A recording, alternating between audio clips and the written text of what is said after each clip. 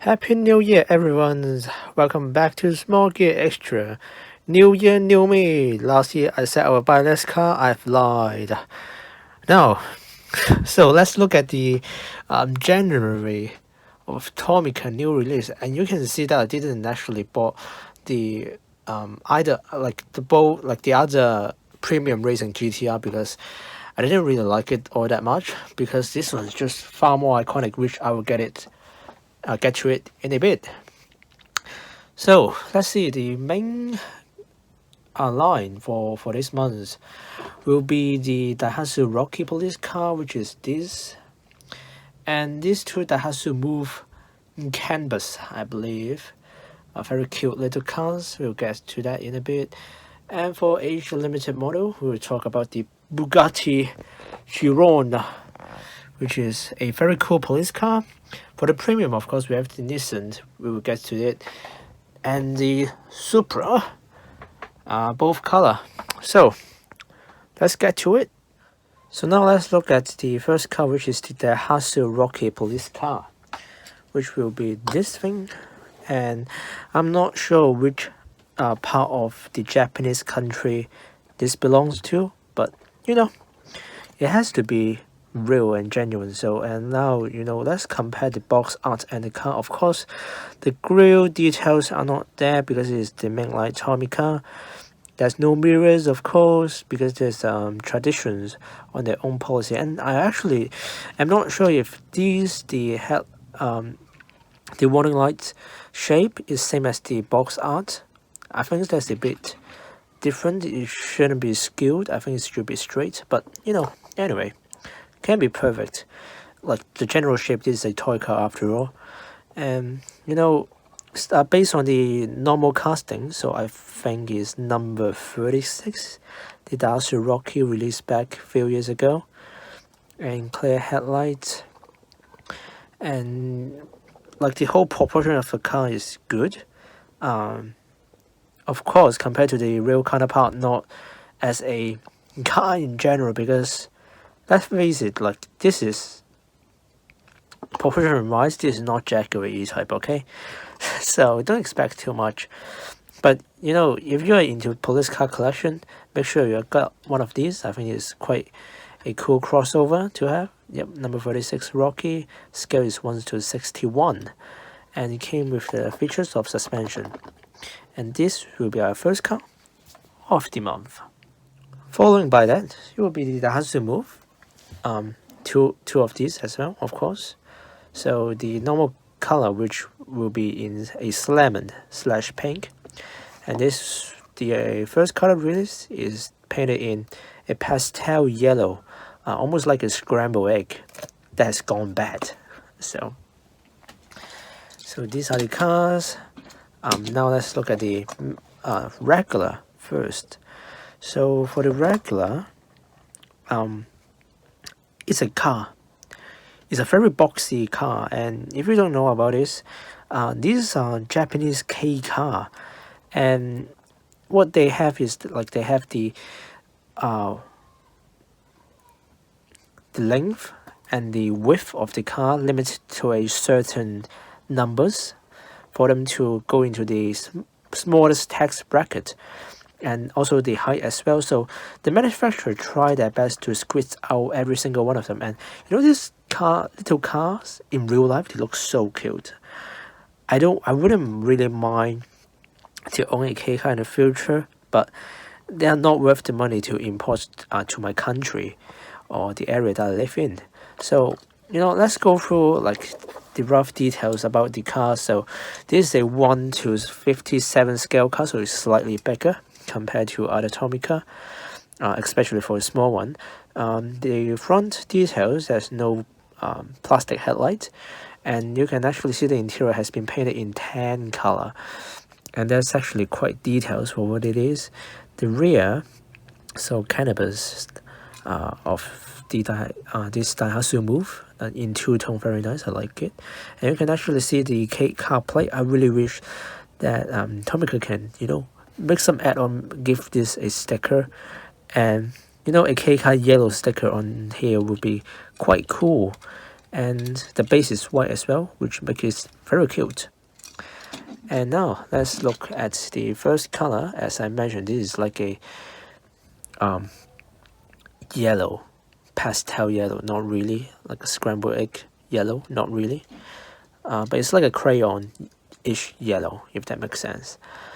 But it's not much difference, but I think the yellow is so much lively compared to this lemon rose gold / pink variant, and they both share the same interior. And I actually hope to see there's more involvement about this casting in the Tomica lineup. And sadly, they don't come with any function, so no suspension, no open tailgates, no doors. A sliding door would be cool, but I don't think they will make it to sacrifice like the whole interior model. But come on, at least give us suspension. But there's none. That's okay, because I think these two are still very cool. Now let's look at the Asia Online Limited. Online, not really, I don't know. But the Bugatti Pearl Sport police car.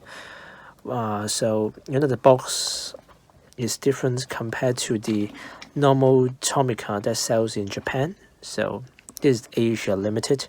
So you can see it in Taiwan, Hong Kong, Malaysia, Singapore, Philippines, Indonesia, I believe. So yep. So I personally located in Hong Kong, so like we have this is our distributor in Hong Kong, and this is the sticker, like the label of warning. So, and come on, the Bugatti in the Tomica, so that's the Veyron in the premium series, and we have the Chiron in the mainline series from before. And what's the number actually? 37, 163 scale. And look at the panel. The body, the underneath panel, like you can see the ground effect is basically flat, very realistic, and and the compare the car to the box art is very close, so that's a good thing. That people always complain, the box art doesn't really match the car, like they scam us the wheels, and I think like they did a decent job, at least like for the wheels, like it doesn't look hideous, it actually matched the car. So very clean eye. I don't know if should I call it Bugatti French or Germany, because well the company history is in France, but come on, all the work, all the designs are made in Germany, I believe. And you can see the engine detail, just slight bit, and the spoiler / wing, if you will, is made out of plastic, and it's actually quite sharp. So be careful with it. And the lights on the roof are nice. The black is stealthy, subtle, just what like a Bugatti police car needs to be. Anything to complain about this model? I don't think so. And it has suspension as well, so this is a really really nice mainline model. So let's see what the premium can do. So for this month, we have the Toyota GL Supra in both color, the gray and the white one. So here's are the cars. So now let's look at the gray one first. To begin with, I don't really have high hopes, because I was a Supra fans. I quite like Toyota Supra, so I decided to buy them as well. So as a car enthusiast, let's look, or a collector, let's see like what the details has to offer. Like this is 2 times the price of a normal mainline Tomica, so you can actually see there's mesh grille details there. So like normally the Tomica mainline will skip those out.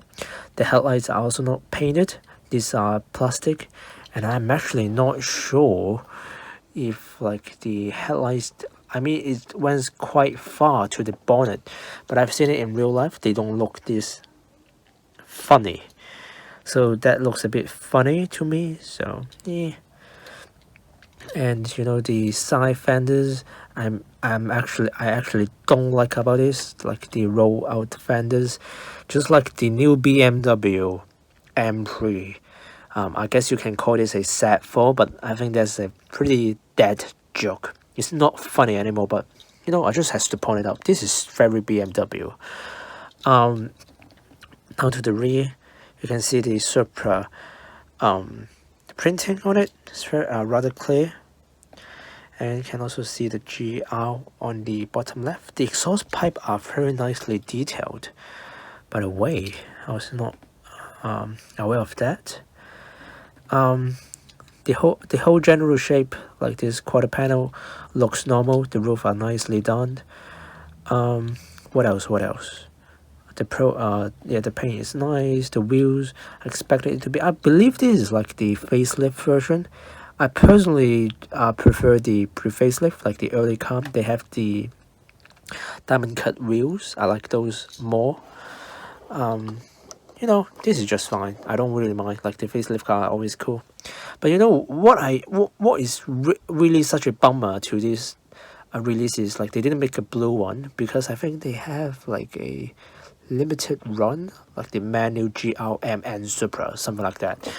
Like they should have made that instead of a normal GL Supra, which is a very special car already, because sports car don't sell these days, right?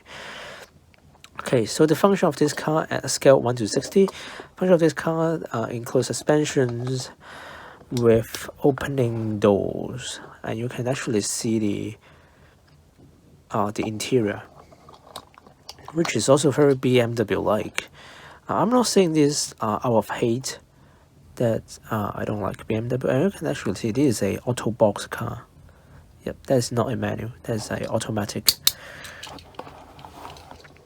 So what was I saying is I don't actually hate BMW. I think they make cool cars.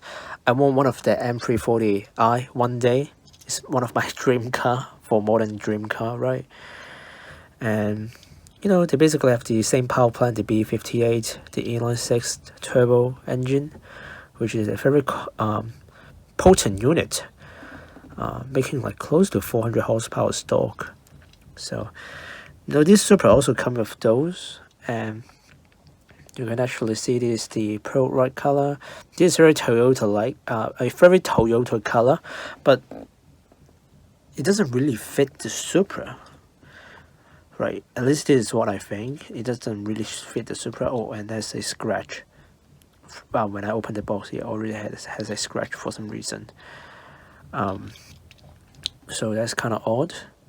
And you can see like on the white car is more obvious. You can see like the front is actually kind of screwed, and you can see why is this shaking? This is not. I've paid double the price, or even triple, for this kind of quality to show up. Oh well, it is what it is. Came with suspensions, of course, and doors. And this, for the white, this is such a faulty car.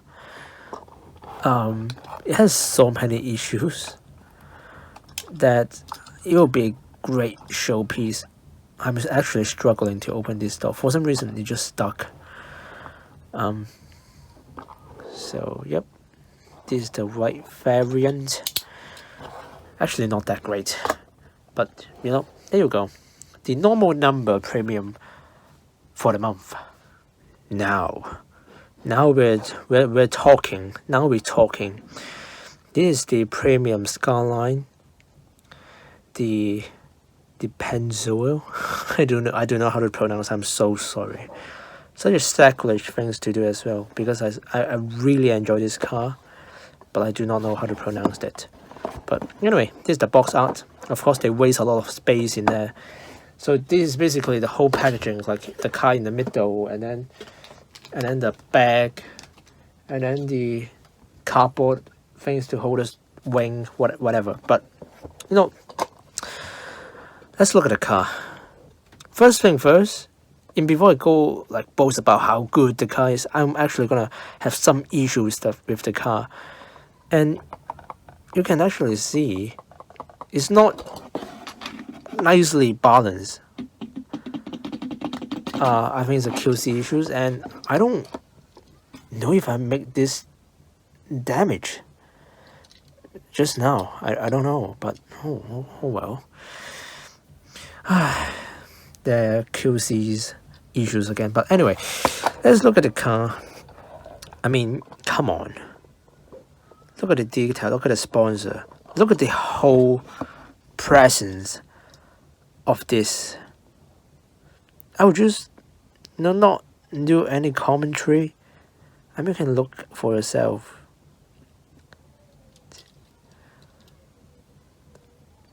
I don't really need to talk much. I mean, this guy is just cool, right? Penza, of course. The whole proportion is nice, and I'm not sure about the rear quarter. Like I feel like the tail can move a bit outward, but I think this is still fine.